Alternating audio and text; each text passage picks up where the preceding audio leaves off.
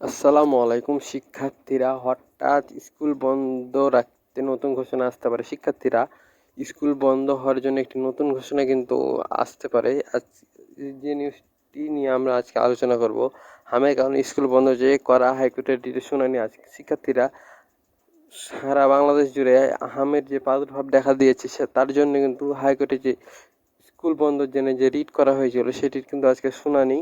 দেখতে পাচ্ছ তোমরা, শিক্ষার্থীরা হামের প্রকোপ না কমা পর্যন্ত স্কুল বন্ধ করে অনলাইনে ক্লাসের নির্দেশনা হচ্ছে করা রিটের কাগজ সোমবার বিষয়টি অনুষ্ঠিত হবে। অর্থাৎ আজকে কিন্তু এটা শুনানি দেওয়া হবে, আজকে কিন্তু এটা নির্দেশনা দেওয়া হবে স্কুল কি বন্ধ হবে কি না, কি কি কারণে স্কুল বন্ধ হতে পারে। আমরা যদি সেটি দেখি তাহলে এখানে আমরা দেখতে পাচ্ছি স্কুল বন্ধ কি কি কারণে হতে পারে।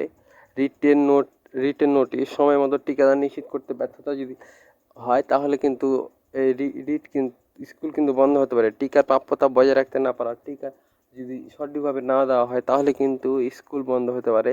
এবং স্বাস্থ্যসেবার সুবিধা জরুরি সারা প্রদানে ঘাটতি, অর্থাৎ সুবিধা স্বাস্থ্যসেবা যদি ঠিক মতো নিশ্চিত করা না হয় তাহলে কিন্তু শিক্ষার্থীরা স্কুল বন্ধ হতে পারে। এসবের সংশ্লিষ্ট সুস্পষ্ট লক্ষণ, অর্থাৎ হামের কারণে কিন্তু তোমার স্কুল বন্ধ হতে পারে। শিক্ষার্থীরা, এটি হচ্ছে নতুন নোটিশ।